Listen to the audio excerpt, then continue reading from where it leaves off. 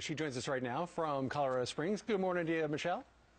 Good morning. Happy Valentine's Day. Thank you very much. A couple of nights ago, the President of the United States said the state of our union is strong, but we're going to have to spend a lot of money.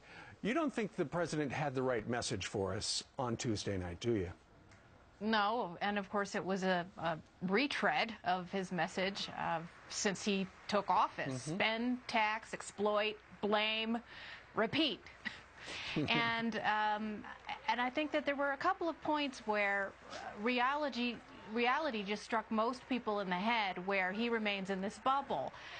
For example, the idea that he's going to hire people to fix our infrastructure after having squandered $1 trillion on a stimulus that was supposed to fix our infrastructure. You know, the solution to the last batch of failed billion-dollar green energy boondoggles is more boondoggles. And then this idea, of course, that somehow now it's the government and Washington that are going to lead the way on innovation. We're going to have him remake every American high school and somehow establish these innovation centers that are partnerships between the public and the private. After this man spent the last election cycle bashing innovators and wealth creators, the people who actually have been responsible for innovation over the last 30 years, venture capitalists and people in the very industries that he demonized. Yeah, but rather than, take a look at and do analysis like you're doing right there, the mainstream media, what do they talk about after the State of the Union? Marco Rubio was thirsty. He's obviously disqualified himself from being president because he's thirsty. Well, there are a lot of people who quipped on State of the Union night that the way that the media sees it is that somehow it's a crime for Marco Rubio to drink water because their commander-in-chief walks on water. Right. But by the way, Hillary Clinton looked like she's running. Bill Clinton let that slip out, evidently, to somebody.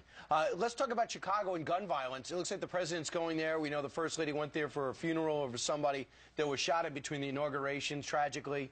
And now a lot of focus is in Chicago, and they're going to link that with gun violence. There is a lot of guns, but it's hard for me to believe that a lot of the gangs and a lot of the criminals that are shooting each other are going to be waiting for new laws to abide by. Right, of course, in the Windy City, which has the strictest gun laws in the country and yet has the bloodiest death tolls as a result of gun violence. If this man wants to have a national conversation about Chicago and who failed Chicago, I am all ready and willing to have it.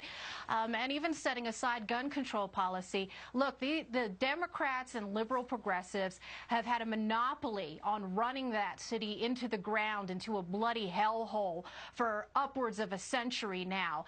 And if you look at the top echelon of strategists, the consiglieres, the people that run the Obama administration, these are the people who have failed Chicago youth and Chicago families. Since the time that Saul Alinsky was pounding the pavement there in Chicago, since the time that Barack Obama was cutting his teeth there as a community organizer, what has happened?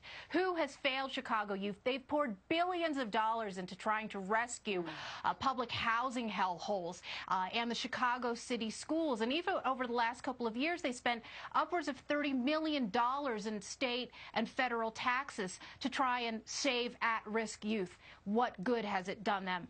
More failure.